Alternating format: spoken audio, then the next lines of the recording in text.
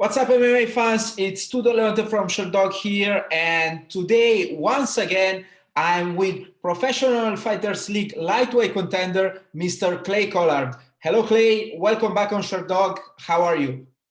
I'm doing wonderful, and it's good to be back. It's so good, to interview you this time. Since the last time we spoke, actually the last couple of times we spoke, you have just, lost a match, while this time you're coming off an amazing victory, and I'm really looking forward to talk about it with you. Yeah, man. It's good to be back to mixed martial arts. I always believed I was a better mixed martial artist than I was a boxer. So it's good to come back and get a win. So actually, you are having quite a good path in both in boxing, and right now your return in MMA has been spectacular. So you have been the protagonist of the first main event of PFL's season 2021 first event, where you defeated Anthony Showtime Pettis. Before we talk about that and your performance, can you please let us know how your camp, how did your camp go? Everything was great, man. I did a lot of technical stuff with my little brother, and I got in really good shape. I was doing a lot of swimming and a lot of strength training and everything. So camp went about as good as a camp can go for me. This is not the first time you mentioned your little brother. Is he a personal trainer? Sorry for you. Is let's call it this a sparring partner or? Yeah. So my little brother's actually just starting his pro career. He's 25 years old now. He's got his first pro MMA fight next month. So yeah, he's 6'1", about he'll fight at 145. And he's a wonderful training partner to have. So. Best of luck for his professional debut. Hopefully one day I will interview him too, sir. One of the things I wanted to ask you, how has it been for you to stay, I don't know, it's 50 days in the bubble, in PFL's bubble, something like this, 2 weeks in more or less in the bubble before your fight?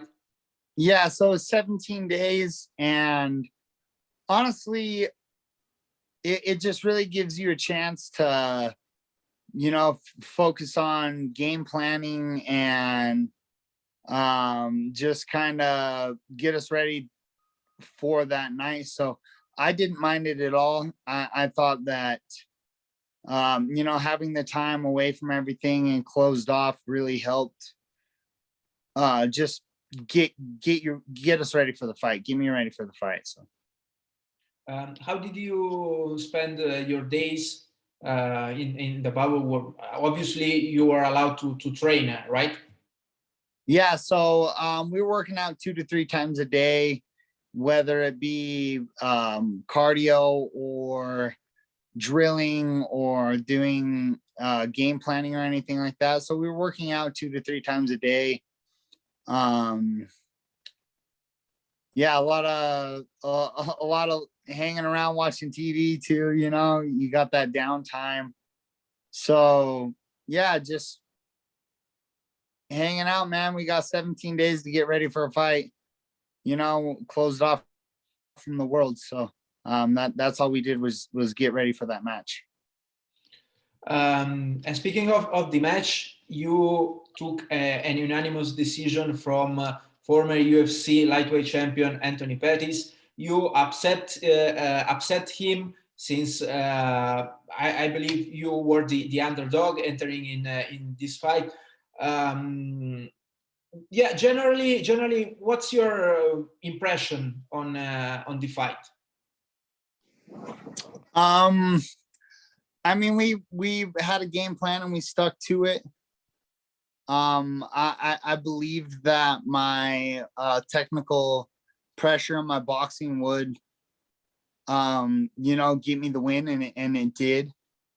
Um, he's very talented and very tough, and I really wanted that finish in the second round.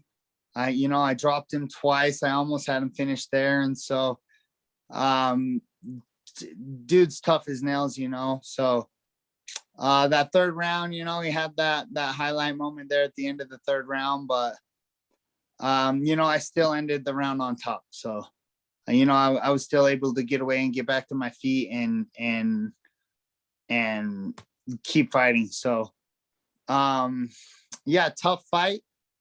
It was a tough fight, but we were well prepared, and we went out there and got the win. So yeah, in the second, like you said, in the second round, you went near to finish him. After dropping him with a boxing combination followed by a right hand. Can you please talk us through that moment? That first time, that first knockdown. Yeah, I was landing from early on. I started finding a home for that right hand, and yeah, I think I threw a combination, and I do believe I hurt him with the body shot first. I think the body shot hurt him first, and then I believe I threw a knee, and then I caught him with that right hand, which put him down. But I think the body shots from early on in the first round took a bigger toll than people realize. I think I took away a lot of his wind with those. So. Is the bodies? I mean, I guess you have been training them.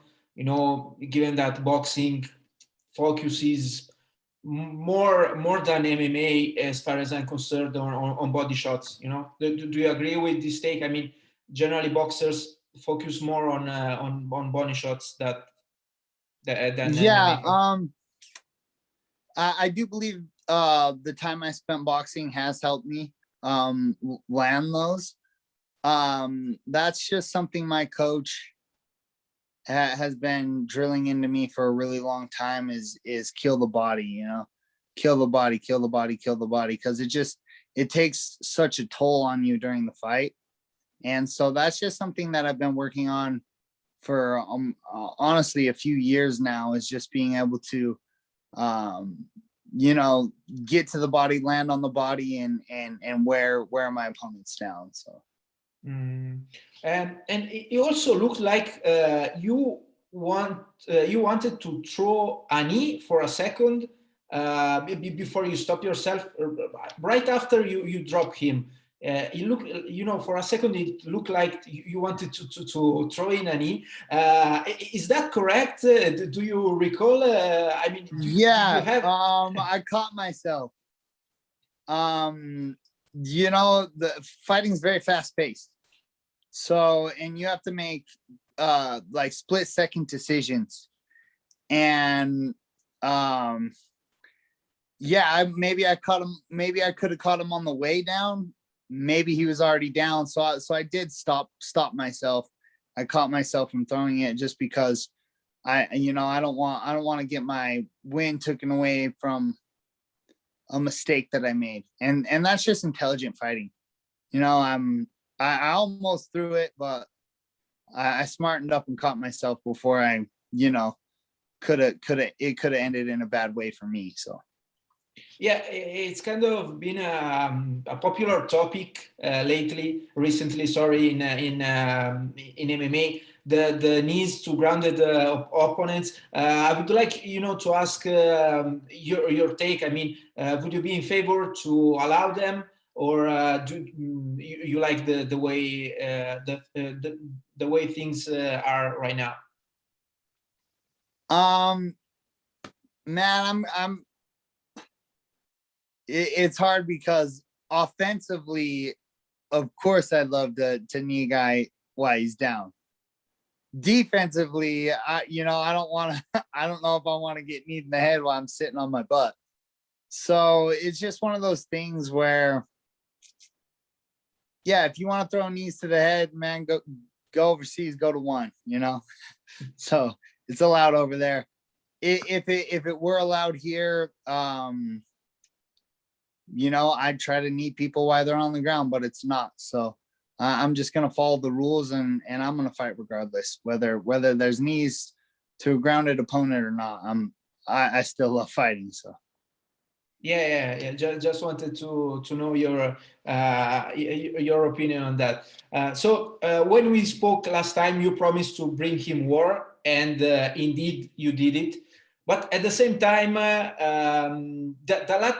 last minute from the third round, I believe was a little bit tougher for you than the rest of the fight.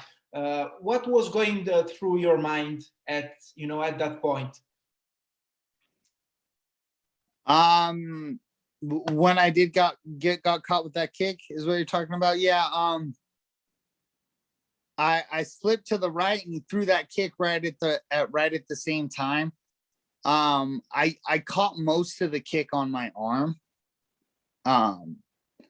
If I didn't get my arm up and in between, that kick in my head, maybe I don't get up, but I did sneak my arm in there, right, just enough to soften the blow enough to not put me out. He knocked me down with it, but I was still present. It didn't flash me. It more knocked me down. I was still very present. I jumped back up to my feet and he was rushing at me. And so I went for a shot, and that's when he threw that knee. Luckily, the thigh caught me more than the knee did. So yeah, sometimes it's okay to be lucky. But yeah, you're in a fight, man. You're gonna get hit there. You go through ups and downs in a fight. You have those moments where you're winning and your confidence is up, and you get on that roll, and there's other times when you get kicked and you get knocked down, and that's what fighting is working through the highs and the lows, during that fight. And so I just worked through it, and yeah, I knew it was the last round. If we had 2 more rounds, I'm gonna come out and get right back after it, So yeah, I'm just I'm blessed to have got the win. I did enough in the first and the second round. I believe even if I would have lost that third round completely, I believe I did enough in the first 2 to win the fight. So. Yes, sir. So after your victory, have you had the chance to watch the rest of the card? Have you watched your potential next opponents? Yeah, so I was actually watching a few of them before the fight happened. Live. I was up top, kind of peeking in on them. We had a couple upsets. We had Marcin Held beat the former champion. So he came out and he was throwing some heat. So that was exciting. Yeah, I'm not worried about what they're doing. I'm worried about what I'm doing. So my mindset is they're locked in that cage with me. I'm not locked in there with them. So they're going to have to deal with what I bring to the table, regardless of who the next opponent is.